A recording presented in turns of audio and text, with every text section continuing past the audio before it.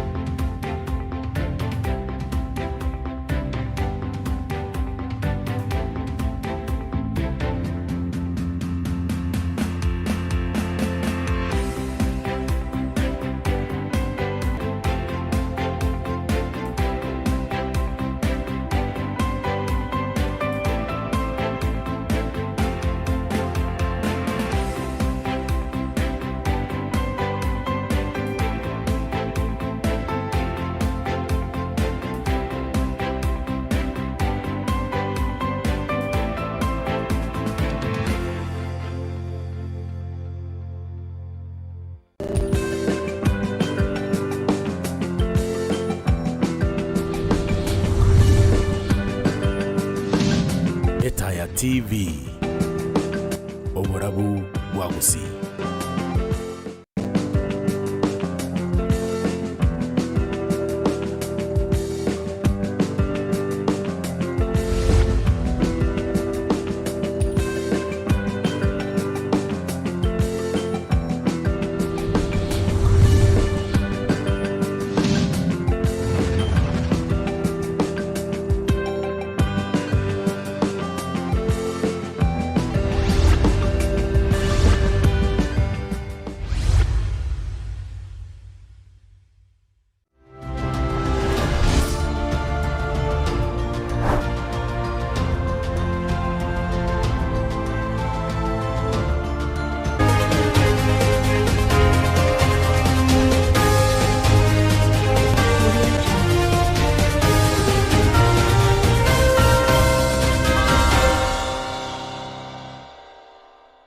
Ya kegima mwanchumo ligereria we Etaya TV daily tuko lya Jumatano chitariki 25 omotienyi no yo gatatu omwaka bw'ekiri 2025 nemo nabo igona buna gotambe kera lituko lya Jumatano nigo togusanga amono yo minto Cyrus Azizi elio toteme gokomanya alia agenete ko bakago koleka ase chinsemo au ime na isiko yorogongoro ito rwa gusi. Karibu sana Cyrus Azizi. Ya muno sana dana kumbuka Gisoi ikiria nigo twalenga monaya igarakini twabwata mogeni ngakiria ikiagero mukabana bwe county ya Kisii ngo chakia lenge bira gitali asigitigi chigosori kegusi twarabeire ndo chenga matukachira kiro montago chalito kolia yora monyoka lakini ende Diana na manga kana tokabaga kone kikurwa sensemo yemitandao kurwa sensemo muno butamba litukubeka semeza Kwana na Etaya negatia nda manga ye bali kibaitwa mangana bagendete kuringoria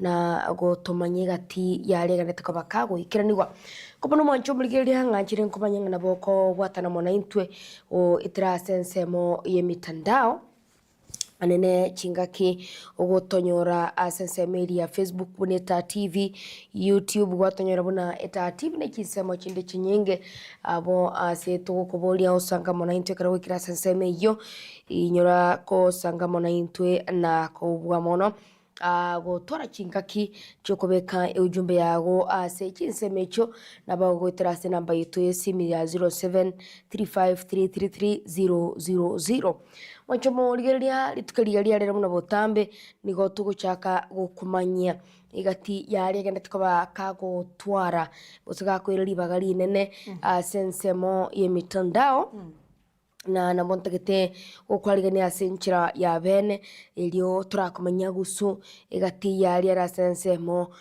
yemitandao asiri tukiriga aliarera ndonse soro mwanchu murilia na kwariganire kigima ikaransa oike elio twelibaga yukumanya igati yari tobekire se meze yiga ya Kwana na Etaya nabo ikugukwanira aliare asensemo yemitandao mwachumulilia teteko chakali mulio Diana egere turamanya guso mwachumulilia sensemo mitandao na timaiti sensemo yaona ali aliyovwatira kini sensemo yane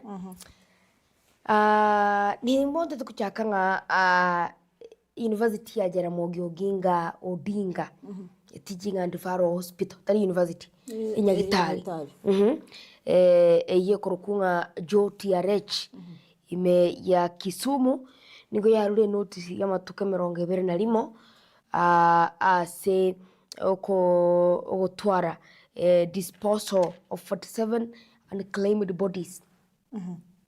Yani mibire nere gucia toka se mochari abanyane bakoirege batari gutuka nkoro chari no ne mibire ria togetekericho igo yatebekana tebuna enyagitari ria Nyamira Teaching and Referral Hospital na barabo konya barure notice korengana neri chiko ekero mibire ya betra se nyagitari mono getambe abanyagitari muntu bakiri kuganya abanyene bache bayo niko bakurwa a notice 21 days isa kabanga emibere yatokire ereri nyagitari gete nimibere ye ebenga nigere dam desgete unlawfully nige nyagitari komokiriguri chiko kuikaba boli gwenga mwarute notice muna bone nyagitari yero chia Jaramogi Oginga Odinga Teaching and Referral Hospital barure notice nga onde umubero yo musireretie imebere 47 irase nyagitari eyo agenda abo akagwe kegotoke kananga nero etiki ayo umubero ye ikigotindeka kegotoke kananga teriero nigo bakurigia ase either private cemetery biodam ya biodam imebire yo asenseme yo ngone nyagitari ya Jaramogi Oginga Odinga Teaching and Referral Hospital barure notice 21 day notice ase imebire 47 unclaimed yani ngabanyene mbaranyera koba bakoyekwanira mbara ikabo kuboli imebire yabo yes de soko kwana linga ne Azizi aro chine nyagitari eri ya Kenyatta National Hospital nero njaruete by the babwate imebire 480 ibada abanyene bakonyara batarachi kuba bakuya nende bataraba bakomanyekana abaru bakaru notice ya 7 days buna onyamba uchiko bakuya abarumba chikoira bone imebire yibachiko bagotukuta yekorekana abantu abange bayichoire chimochari konya abantu mbaro bagochoro no inchira facility amagimabo nona abanyene babaliyo konyorana it takes time kubanyora kaite nakyo konyorana abantu nabo bakwanda barutugabo bayimochari babe kororo abanyene mbachikoli banyorana bali ko bayikira sometimes kwanyora umuntu bono okuro moyo no kuri yo mwabo batiga mbako genderera mara makongo sana yes nabo ibo bono lingana linde twakolire gawo abutu araruro barabatebi lakini rende mbuya abantu baitu ekrona ye onto itasire no madara be kunyarika no monto iriru munabone mbure ko twinyingi monto nabakuruna maji monto nabako bwatu nebibago aitu achiko tukurugusia tukutunonye Kisumu hadi onyoro gachirugo senjera mugyuginge tinge onyoro gusorusigwa oli kelicho noaga tukutira ase no Mombasa bali bakelicho baraboma ete egento bagakora abanyimbe bakoyo mobere nyagitari eri ya kelichari ye serikali no bakogana bayobeke so ne jukumu ya itu n'abantu na serikali kaya abekire enoti ya mate ngo yibali pate bangaki twanyoliro mobere origana onye monto mino ogosireretie ireli libaga linyagitari chonsi yes kini bana mboko nya abantu bakori gose bawikanda ke barosa Amerosa. tutebe example tutene county ya Nyamira oro tutale ndi nyagitari paka chi private na bogotana ocho tale county ya Kisii ogende Kericho Migori ogende Homa Bay onyore na mwancho yo minota yororo mate bana konya abantu bawikanda ke barosa singe ncho mate yoko na gutaratara banane ni bogotume ko bebe ono konya abantu bawikanda ke they give up barona ubuli takai onyonya ga karoro takagundeti kwanyoro monto abantu they have given up bachire igo bebe that's why konya mibire yemenge bono konyorana echiras chimocha richeito chinkendu abanyene batayo lakini I think there is a timide goes in the system thinking loud though anga system nera aroro emebere bune yegocha ya sira ya take time anga njira nere system nere bona te kutoka mate mebere bune ri kara ya chirali biarambiro konyore binde biro Scan kiriki gokorwa ari tata chiago ye system nere bonete ko created gaki scan muna yatomo ganye kurugusi onye kurugusi omonto yore kananga yagotoka yatomu gakirasi nyagitari iga kimocha iga notice yana kobekwa ari none kire diriki TV to ile libageriga notice kaya igire nyankiti teaching and faro yatomwa toru notice zote banga aminto onye kogriga naiga mubiro monto ino nane no mugusi no gatoge tasekete minyoka actually that one it will make it easier konye na abantu abange konyora bamwabo narengera limono gwetani mbuya birengeria bino biganeiri let's hope na barabukamba lige solution ese ngenche boni goro chekere nyagetari osenkendwe cyane kona koralina twarure notice amatuko aba twarura amatuko emerongebere no erimo abandi batetwarura amatuko yes nakie kibanto gotena at least let's hope ne serikali nebe koligia enchera engija eligotema koene kibuna emibire yigatiko na wichurana na se chinkendu Cyrus Azizi ndingana ndiroro abantu bakona kubura ni uko kadi mimi niko kadi wewe uko kadi Frank nera tena ako kadi ono kadi abasaya kono kubura ni bali go baite gwe igona namanga naye iga agendrete yo bantu kwelike voter registration na agendrete lakini rende kolengana no omo commissioner wa IBC ukuru kuna Dr. Alutalala Kwana iga goteba buna abasaya bange mbaraba bagweso mbaraba kadi abako kadi mbaraza gwesokia elinde bayiriki sengenjo na gwechibusiga yomwe tugate very few months to samangana yo bacholi obonene bono rende igatebire na kurengana barobo ekere basoete on the new IEBC ekere yasoete ase ebirobosa service nigo banyorete abantu barengo bali barenge registered nigo barenge 22,352,923 bono na barobo so far nago nigo ba register abantu 250,391 nabo igo ise kuligere ligo igo batana 50.9% nigo baraba sacha kolengana aba 250 ababa nyabona abasacha abagaka osaba bono gender you male tata gender female arafu 49.1%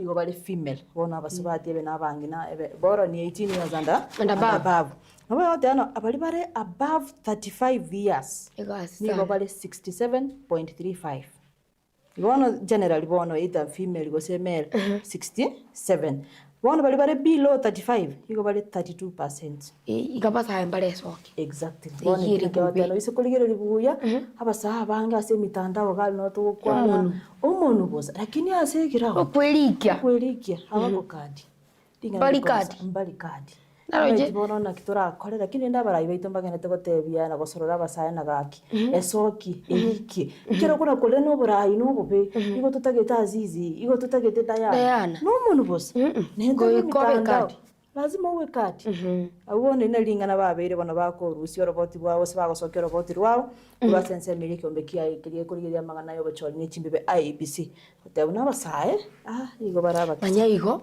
besoki akaro kuriye biya trochi it is almost 5 years down the line totally kujuka chikura oise kwa kesabu ya Kenya ngima kero mwaka abasaye ngosoka bari kuruase chisukuru chikuru kwa high school secondary oise kwaka enamba none karuria matemo ngosoka abantu bakoreta matemo abantu abange sure oise kwaka buye nambe y'abantu over 500,000 abantu batareriki nabange nenda ubona mbali togote na borokiwa mbaro abasaba bandi maybe they mbali go proceed na chiskuru batire bale barabu ono isoko babekera ni omaite igo ni oba nambe nande baise kwerike byaro no bakoreta maunchiriria sobochori Kiwese turakore inda basaba baito banyako bagwesoke nuko nako bakwanira tieto nako banyirina ki twatamire bitandao yo kana onchiririo borai noko bakadi onye kore ne karenga lingo borai obugamburi buya enjere yo kora chenchie noko bekadi okanye chikura Vincent no rekadi osa anga baita baigo ukada kete jaka ko boli kadi no boli mo tutagoita actually nche nteyaba abana siasa bali bago sera in most cases Etoko sera koro kungo kupikenye. Nako. To sera ni gasi Nako. Banaliti. Tuanali naende wese ko nyorohire ere mubusia baronengi ya. Kana yako konya. Ego chia konya sana. Abana siasi kintu bona teko kora. Onya muntu tari kadi. Oita aserwa. Eri nalio ko tora konya ne baite kwi. Umuntu uja guceru ara. Tege kadi iga ne bese. Onya tori kadi tori goseru. Tora konya sana. Ahorende ntomaiti osenge chiko. Ogo konya. Baite kwi nkakinere ya yite. Oko boli ku nganga ye kabana kya okere. Ogo kero goseru seitali. Yegitoko karori serarira mukwana rari tindiko mukwano kaserire sana twairugete kana turabake. Are ogotega iga.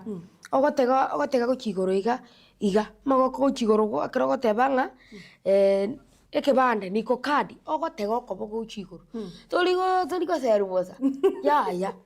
Igo mwacho murigereria. Inchire mwana cia sori ndigeredi to sera muntu utari kadi. Ya.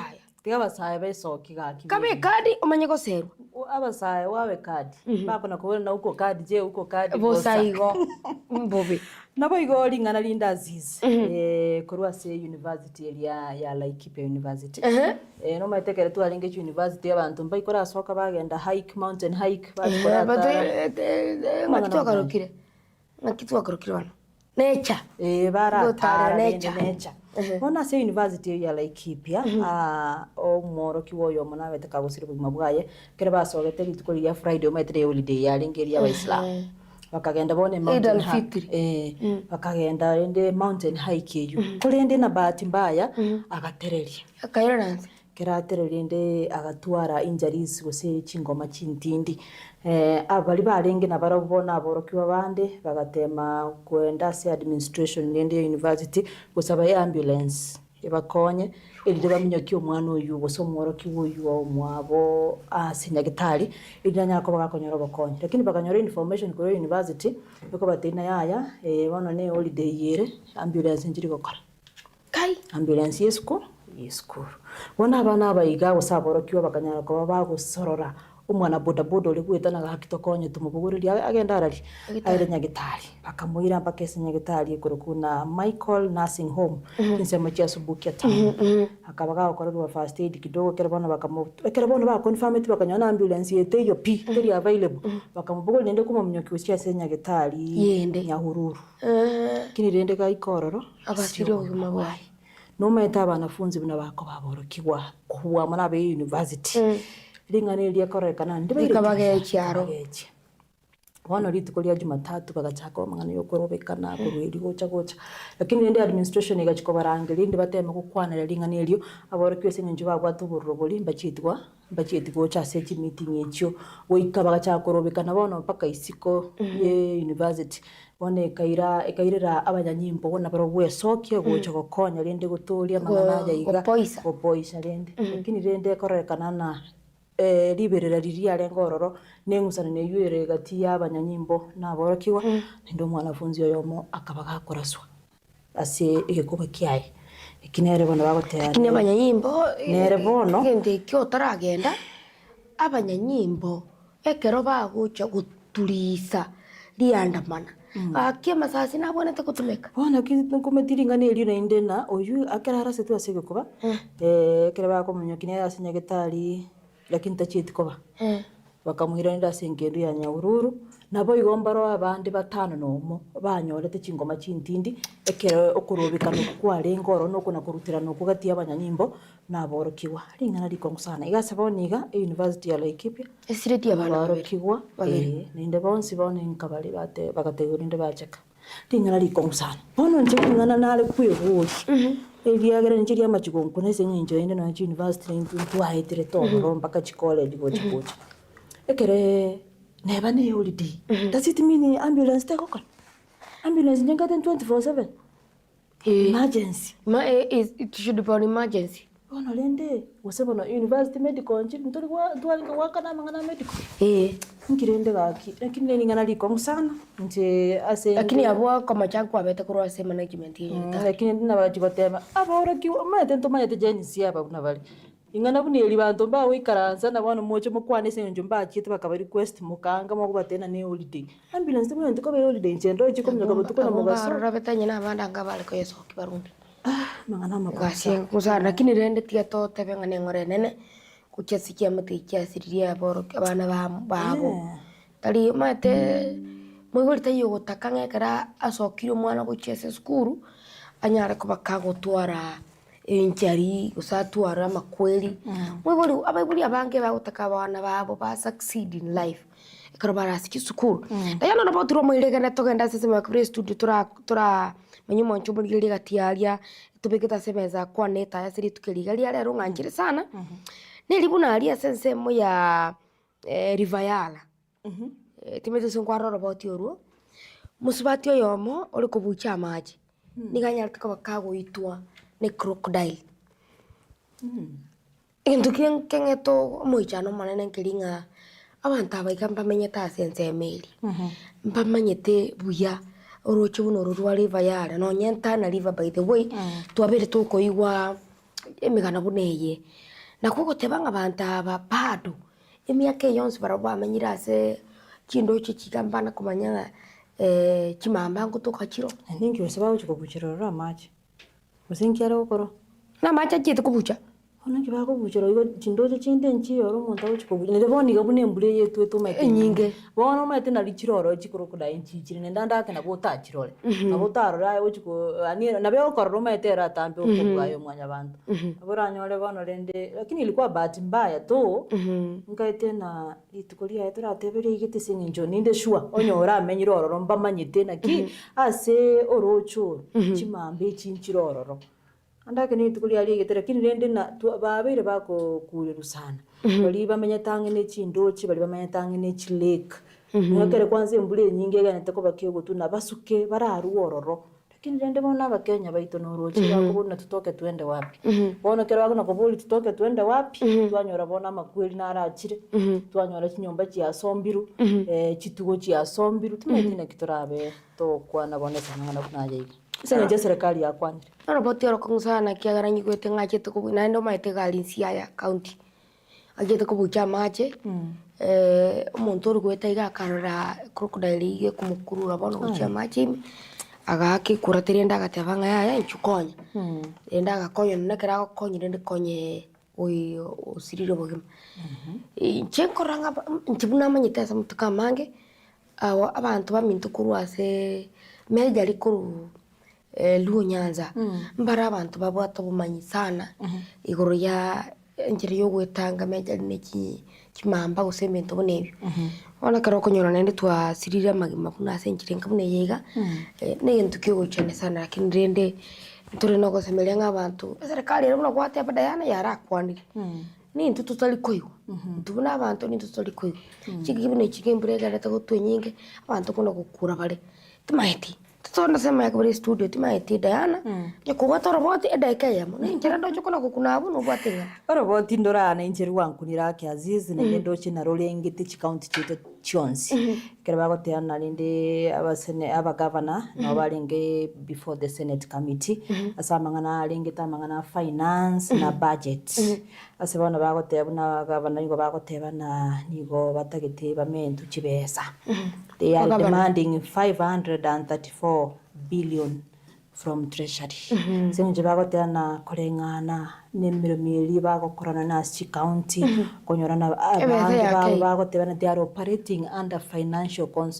strains ichikogera yanwenye mbali gokora emirimo bunebwenerete kolere naragari abantu abange ba kwanire ringaniri hotel ndembya chikaunti nchiro korengana na magenderera ali okorra chikaunti chinde chiakolire mbaro bagwente komento nara bananchi bagotena ya tali county chionsi chindo nchiro kwanza chibwente bapunguza bakei chibesa mbaegwa senje bagotena mbaro abandi chibae ke bakurangura na bosi bwese ne tingi bachiero baenda batena yaya chibese chineke twakoreire dali none baro bakona ki gaiga obole marumbo roro upungufu iko kidogo na boto comment lakini wana soko demand na no bale bonse batagete chiba abananchi bagokana bagotena yaya chikaunti nchiro chibwente chimentu chirigere comment comment. Magana bakongusa. Kiono sana mwanchuli ningo kunganja tonda sese munya kuri studio turakumenya gati yari twabekira semeza ya Kwana siri tukarigali arere gati ya ina yanda mange to kumenya chinga kibe gotokana takuyari nigo so sin Kwana ya bena siri tukarigali rero chinga kitora cyo gukonera etaro yumara ibwense ya Kenya William Samuel Ruto sorongore turaguse lakini ngajire tuye kamenyererio leo tukumenya gati yari twabekira semeza ya Kwana siri tukarigali rero chinga kitukubatira n'abamintu Franklin Mayunga kurasa semo ichikamera na Ruth Aluda kurasa semo ya kabiri studio koeneke maliogi ne chibicha inche nigokor kwa Cyrus Azizi ninche unabotambiriane dana kwamboka Gisoi.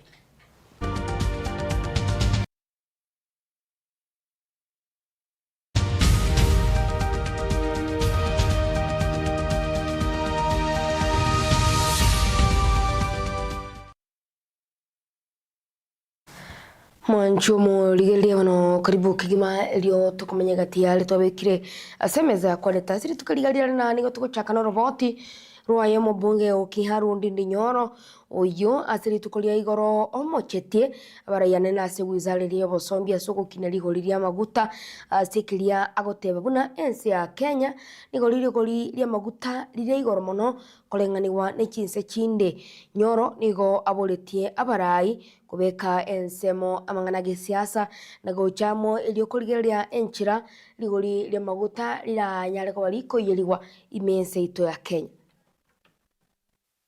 At the current oil prices in Kenya, taxes and levies constitute half of what Kenyans pay at the pump.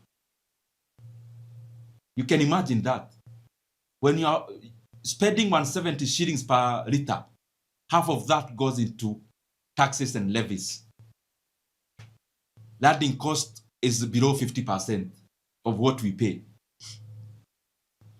And it is that taxes and levies that has gotten an increase when the global oil prices were falling. So I want to demand and at the same time request the leadership of this country. You must stop all the meetings, your political meetings that are happening now. Gather and find a solution to the imminent supply chain disruptions in fuel in Kenya and the imminent price disruptions in Kenya. And I want to say this without batting of an eye, that Kenyans are not going to accept any story around Iran if we still have VAT capped at 16% of fuel, and if we still have the 7 shillings being collected by government.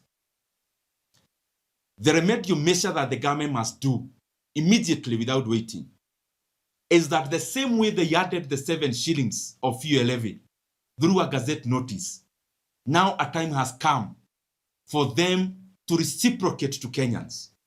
Kenyans have been paying this additional VAT for the last 3 years. Kenyans have been paying the additional fuel levy for the last many months when the global oil prices were falling. Now that there is a reversal of that, it is now on the side of government to also reciprocate by cutting VAT from the current 16% to even 0, and also thinking about how to denounce and rescind the 7 shillings fuel levy that was added in the year 2024. That has to happen. And because many times we talk to these guys in government and they think that we are only talking to criticize, I want to tell them that the best advice they have had in this quarter of the year is this one. And the sooner they do it, the better. Because Kenyans will force you to rescind the 7 shillings fuel levy.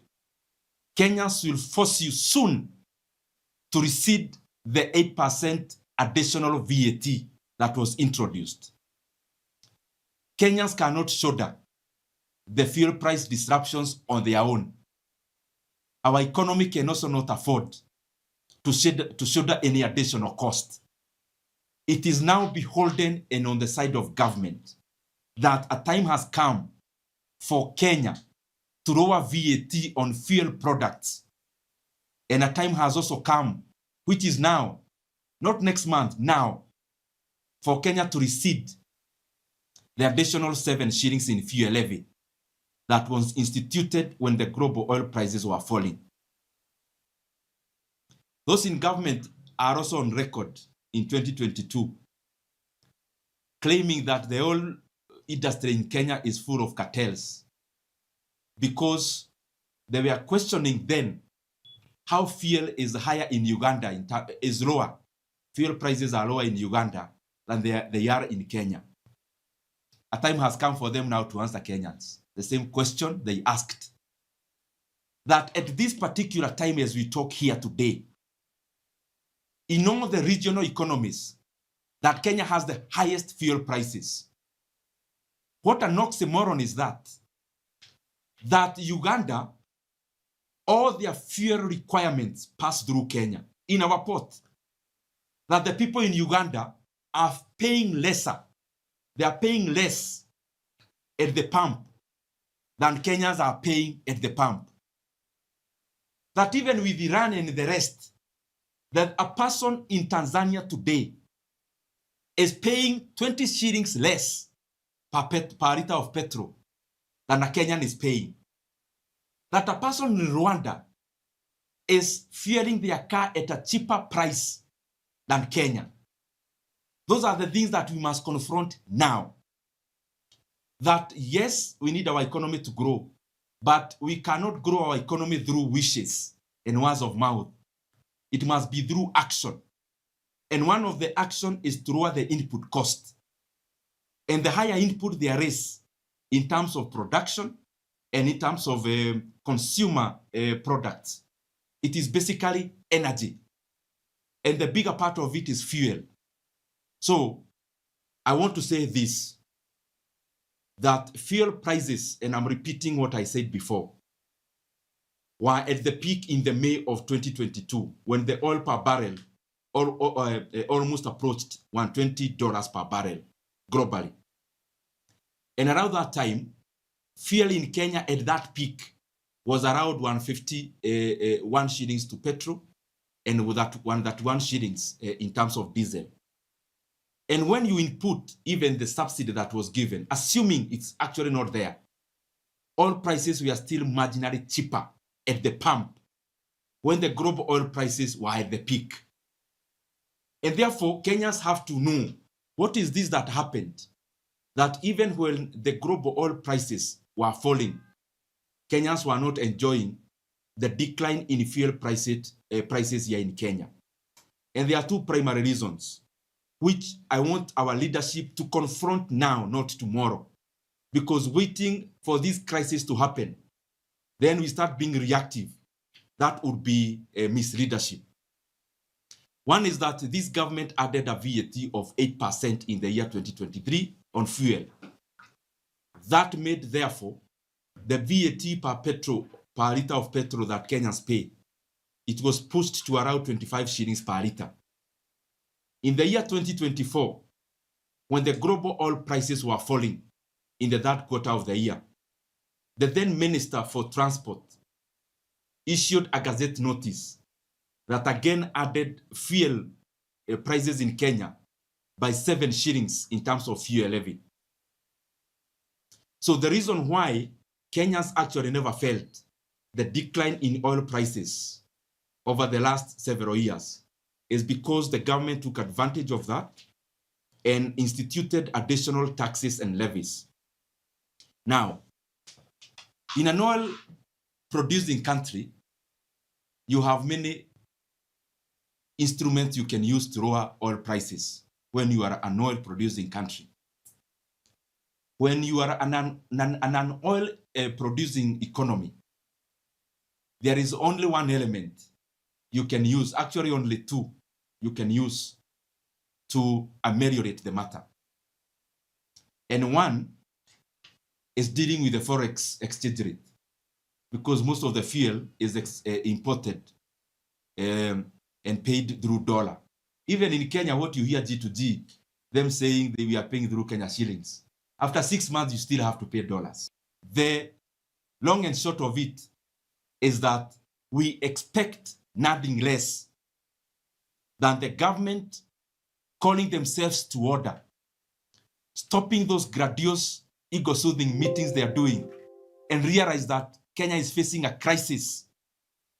And it's not the work of Kenyans to wake our leaders from slumberland of wishes. They ought to know better. They come, serious meetings needs to happen. They need to write a bill as they did in 2023 when they were adding 8%.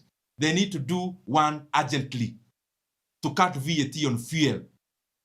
And the minister in charge of transport needs to... Umurai wa mangana a public service Felix Kosgei nigo asingereire buna obokoreri bwekerengo keigoro negento chisekta au chigwanete koenekia chinga kiboigo abori abarai koenekio bwasyoku ase obokoreri bwabo okwana chinga ki aikiranete ase omoroberio of 5th Regional Quality Conference ime yomochi o Mombasa. Kosgei nigo atebete buna nerebu ya kera e sector koenekia obokoreri oboikirano. No nation ever became first world by accident. No economy ever achieved global competitiveness by lowering its standards. And no society ever built lasting prosperity on compromise. The countries we admire today designed their future through discipline, systems, and unwavering pursuit of excellence. This region must do the same, because in the global economy of the 21st century, quality is not a luxury. It is the foundation of prosperity, and therefore we need to be focused on ensuring that quality becomes our culture and our tradition.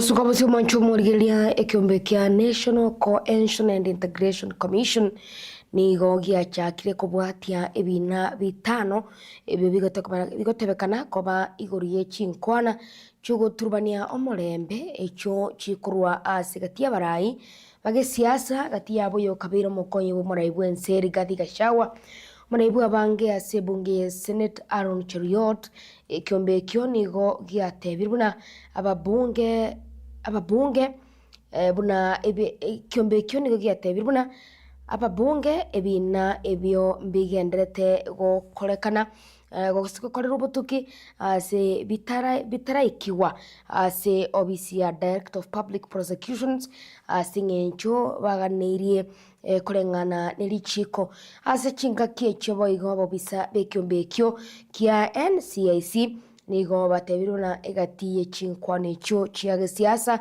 chiabwango iga tikira bekwa usikitire kerengo keli chiko gie chinkwane echo asibatebuna ebikore binge ebikorwa ase mitandao.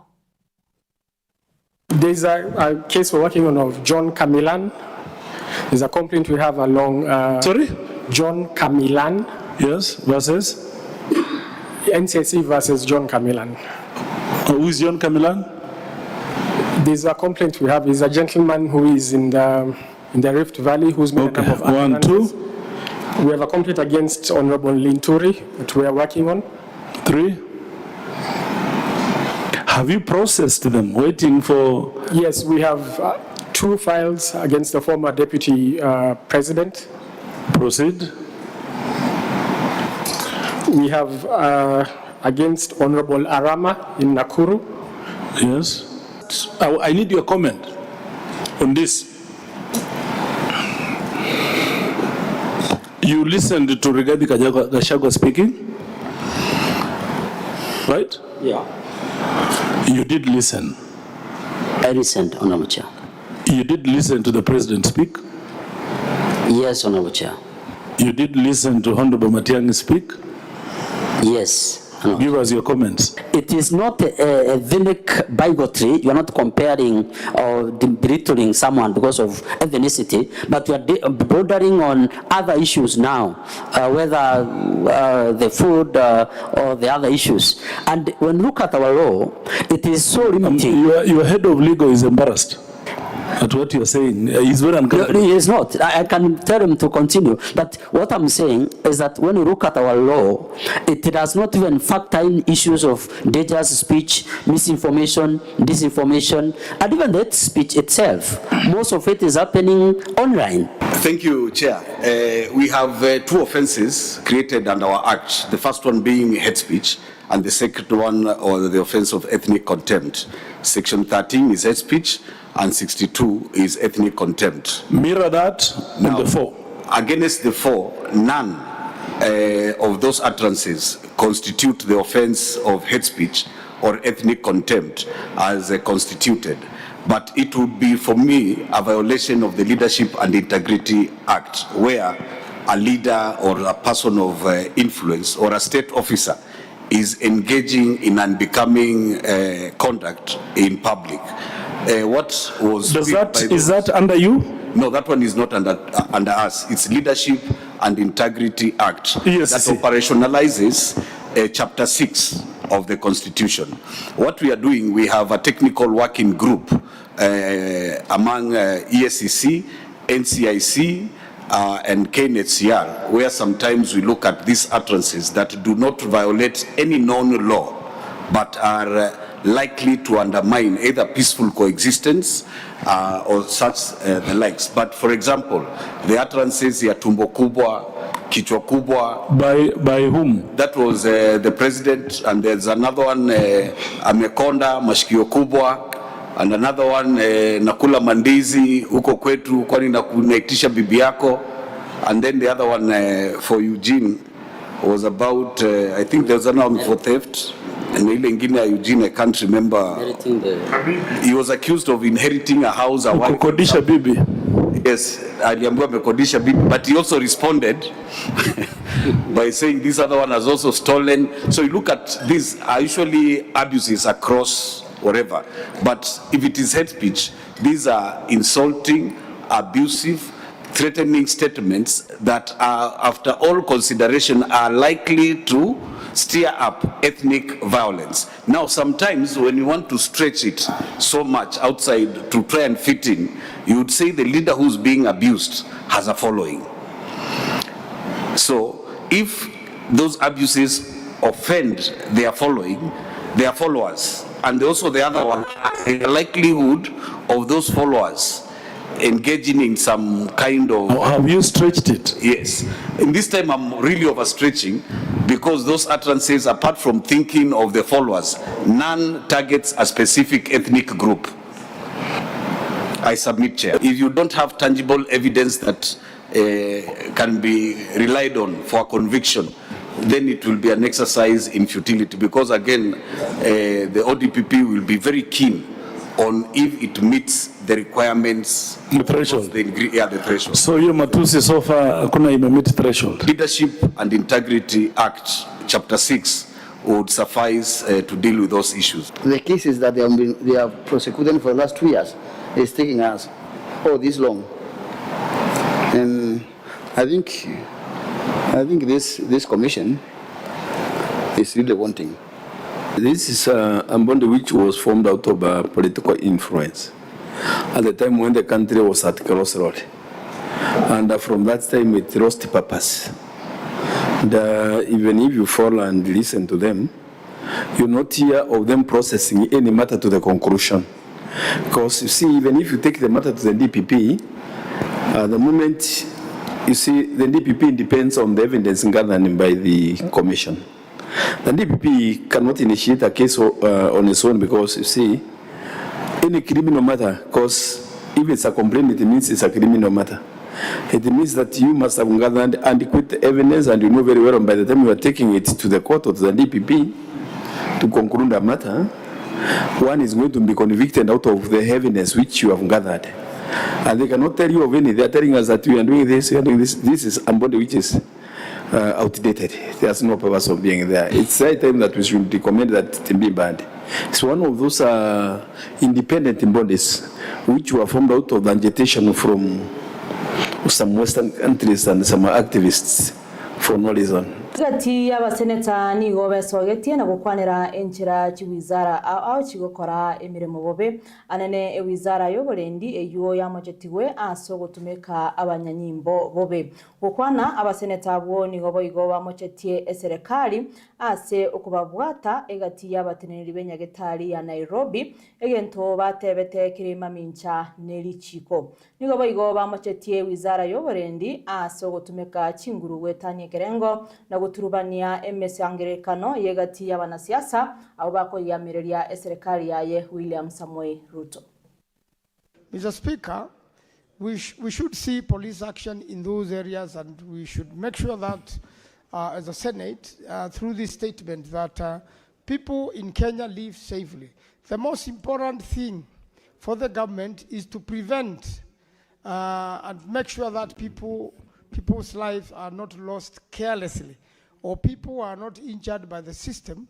And Mr. Speaker, is very annoying, to see that happen while we purport to build the roads. If quite a number of young people are kidnapped and killed, who are you building the railway for? If you are doing the housing project and people are dying very carelessly across the country, massively, if it is not floods, Mr. Speaker, which we expected and we knew would come, and the weather forecast is there, the drainage system is bad, Mr. Speaker. And as you drive innocently in Nairobi streets, you find yourself in a river, you are alone in a small car, and you end up being swept away. What are you building the houses for, Mr. Speaker? So I think the sanctity of life must be given priority. Police should be retrained. They should be called into order. The minister should get serious now. There is a big problem in this country and we need to address it. So some police, Speaker, yesterday there was a report that 4 people in a place called Ginda in Sako constituency of Marsabit were killed by bandits. Senator Ososi has told us that they are marauding gangs running around Vihiga, killing people, Honorable Speaker. We have had incidents, Honorable Speaker, of bodies being dumped in a mass grave in Kericho, and nobody can tell us what is going on in that particular instance. At the very same time, the minister responsible for Interior is telling us that he knows where every one of us sleeps and who we sleep with, that he has focused his surveillance on us in the political class, Honorable Speaker, that he can tell where Sifuna has slept and who we have slept with. But he cannot tell you, Honorable Speaker, he cannot tell you as a Minister for Interior how somebody can be able to sneak into a ward at KNH and stab a patient and murder a patient in the bed. Honorable Speaker, at the very same time, I am asking myself, how can somebody who's supposed to be the patron of our public health facilities, with all the attendant problems, for instance, Honorable Speaker, Kenyatta National Hospital, a national referral facility, has had cases of shortages of blood, test reagents, medicines, even patient food at times, Honorable Speaker. Recurrent problems about failures of critical equipment, including CT scans, dialysis machines. As we speak, the radiotherapy machine has been out of service for 3 months. Speaker, the person who's supposed to be the patron of Kenyatta has run away from Kenyatta and is now using police to take over Nairobi Hospital. He's telling us he's a patron of a private hospital. I am asking myself very many questions, Honorable Speaker.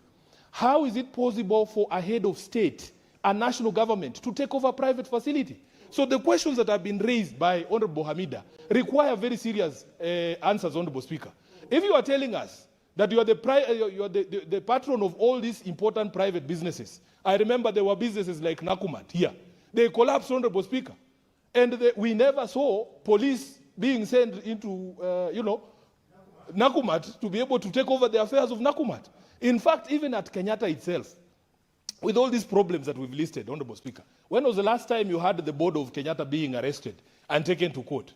And the most annoying thing, Honorable Speaker, is that if you look at the membership of that board, these are old men, people with the proper professional records, senior doctors in this country. They are arrested over the weekend, Honorable Speaker.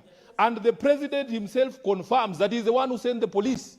Speaker, when President Ruto was campaigning, he told us that the era of the use of state security agencies to intimidate and to harass people would be a thing of the past. When he stands up and confirms his mambo ni matatu philosophy in handling of private disputes, we have a reason to worry. Which is why we continue to urge that, Honorable Speaker, this country can never be about shiny things. You are building as a railway. It is ours anyway. It is our money. But you are arresting 80-year-old doctors to take over a private facility. Na yako imekushinda. The national referral hospitals, such as Kenyatta and Moi in Eldoret, Honorable Speaker, are in dire conditions. When will the board of Kenyatta ever be arrested, Honorable Speaker, for these critical failures? We have queues at Kenyatta. People are sleeping on the floors. There are no wards.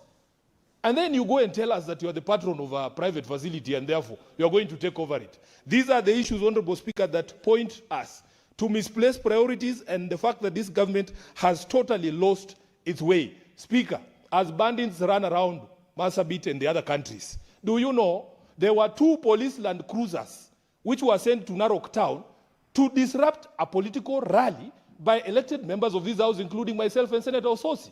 As the bandits run around there, in those areas I've mentioned, Honorable Speaker, would you believe it that if you pass outside Dairy Restaurant, 2 Jews Restaurant on Ngong Road, there are 4 police land cruisers permanently stationed there for the past 1 week?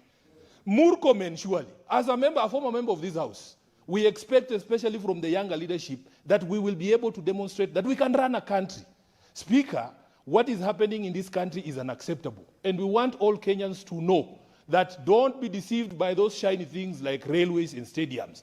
We need to put in place a government that will put the safety and well-being of all individual Kenyans ahead of everything else. Dr. Obwaka was arrested because of the good work that he's doing at Nairobi Hospital.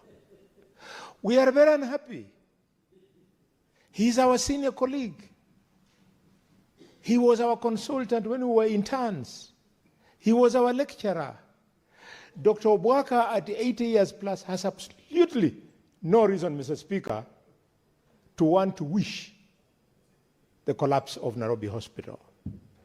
When I heard about it, I went to Muliro Gardens at 7 p.m. that evening.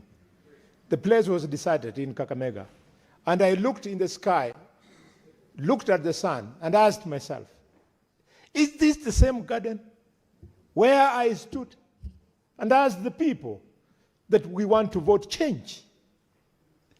Mr. Speaker, it cannot be right that we arrest professionals who have, in fact, Dr. Obwaka, for information, Mr. Speaker, has no interest in the small money you see around.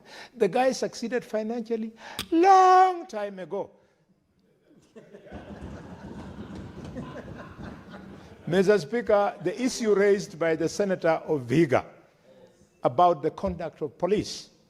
Under the police code of conduct, a policeman is supposed to act with integrity, honor, and fairness. The same police officers who are now doing collaboration with gangs and goons in Vihiga, because we border with Vihiga longest, are the same ones who come to Kakamega in the night using police land cruisers, Mr. Speaker, to collect soil of gold to go and do business. They are the same ones, Mr. Speaker, who come and raid our villages when our elders and others are enjoying traditional beer. They come and harass them, and the alcohol they take, Mr. Speaker, they go and sell at their own joints, which they have done with some unscrupulous people. There must be order in the police force. Otherwise, I see them harassing my kid brother, Edwin Sifuna. Edwin Sifuna cannot even hurt a fly. He's very fluent in English, speaks very good Kiswahili, not to mention Kiluya. Let him do his thing. He is enjoying the freedom of choice, freedom of association, freedom of speech, for which his grandfather fought. His grandfather, Henry Pius Masinde Muliro, they're the ones who fought for this nation. Na mraibu ense ya Kenya William Ruto ni gatewiribuna ense ya Kenya nigirigeti gukinia birangu byo bonchulia na kwaliga kiroyo mo oyo olikitiko beka inibo yaye imense ito ya Kenya sekta yo bonchulia Kwana chingaki aikirana asumurbirio o Kenya International Investment Conference ime ya KICC rutoni gate babuna niga serikali ya bekire mukia woko enekibwa matowiya gatie chinse chinda monense ya Kenya iliogo kinia ebirengo bibonchulia. We have gathered here this morning for the 4th edition of the Kenya International Investment Conference 2026, a platform designed not only to unlock and drive Kenya's transformation, but also to advance the progress of our region and the broader African continent. We meet at a moment of great consequence, defined by profound disruptions and growing uncertainty, from shifting geopolitical alignments to economic volatility and latest developments in the Middle East. The global landscape is becoming ever more complex and unpredictable.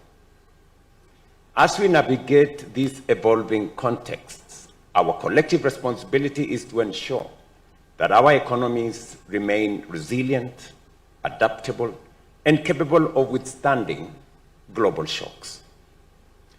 That is precisely what we have worked to achieve in Kenya over the past 3 years. At a time of global uncertainty, Kenya offers something increasingly rare: stability, predictability, openness, and world-class opportunities underpinned by both macro and micro economic fundamentals. Despite global headwinds, foreign direct investment inflows in 2025 grew by over 15%, exceeding for the first time the US dollars $2 billion mark. Kenya was also recently upgraded by the Standard & Poor's from B- to B, a clear signal of strengthening macroeconomic fundamentals and growing investor confidence. Inflation has averaged 4.4% over an extended period, having come down from 9.6% 3 years ago. Our exchange rate has remained stable at 129 shillings to a dollar over the past 2 years. Meanwhile, our foreign exchange reserves stand at a historic high of US dollars 14.6 billion, representing nearly 7 months of import cover. At the same time, our capital markets continue to exhibit strong performance, with Nairobi Securities Exchange ranking among the best performing stock markets in Africa. In 2025, for example, it emerged as the second best on the continent, delivering a remarkable 52% return in dollar terms. This performance is now driving an ambitious expansion agenda, with the NSE targeting 40 new listings by 2029. Earlier this month, the landmark Kenya Pipeline Company initial public offering raised US dollars 823 million. Our focus remains firmly on strengthening the domestic environment, and we are deepening reforms and executing policies that enhance competitiveness, streamline processes, and create a more enabling and investor-friendly environment. These reforms include zero-rating VAT on exported services, tax reforms that allow corporates to offset verified tax claims against future liabilities, and the removal of the 30% domestic equity requirement for ICT companies, thereby unlocking significant new investments into Kenya's rapidly expanding digital economy. Through our one-stop investment center, investors now access seamless, world-class facilitation services. By the end of this year, 2026, this platform will be fully digitized, enabling permits and licenses to be secured entirely online. reducing costs, and improving efficiency for our investors. Ladies and gentlemen, with a population of about 55 million, Kenya is far more than a domestic market. We are the natural gateway to East and Central Africa, and through the Africa Continental Free Trade Area, a springboard into a $3.7 trillion continental market of 1.4 billion people. Regionally, Kenya anchors the East African Community Common Market of more than 330 million consumers and the COMESA market of 680 million consumers. And that is why you have the Secretary General of COMESA in this meeting. Just this week, we finalized negotiations with the government of China on a bilateral trade agreement that will open access to an additional market valued at about $19 trillion, further expanding opportunities for investors. Despite the clear and demonstrable progress registered, we remain committed to continuously improving, guided by the insights and concerns of investors, businesses, and all stakeholders, as was recorded by the CS for Trade. In direct response to investor feedback, Kenya is implementing a new package of cross-cutting policy actions designed to remove long-standing investment bottlenecks and significantly enhance the ease of doing business. We are strengthening tax administration by introducing VAT refund mechanisms for export-oriented firms and providing greater certainty in transfer pricing frameworks, thereby improving liquidity and predictability for our investors. I remember a very special case with my good sister who spoke from the flower industry here, when she did mention to me when we had an investment conference in London about the challenges they were facing, and that if we did realign, and so when my Minister for Trade says we are working with stakeholders, business, investors, as they make suggestions to us, we align with the requirements of the market. We're also improving energy competitiveness through ongoing tariff reforms and expanded power generation, ensuring more predictable and cost-effective electricity for energy-intensive industries. At the same time, we are streamlining industrial incentives by aligning our export processing zones and special economic zones into a more coherent, transparent, and investor-friendly framework.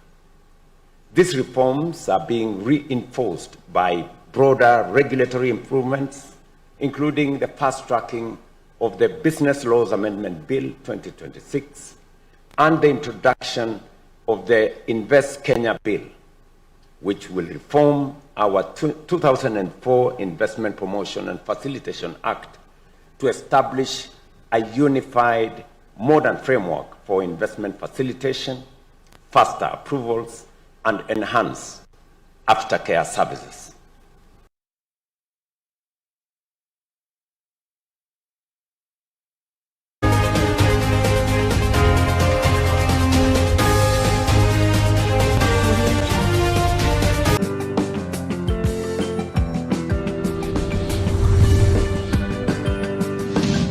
Etaya TV Oborabu Wagusi.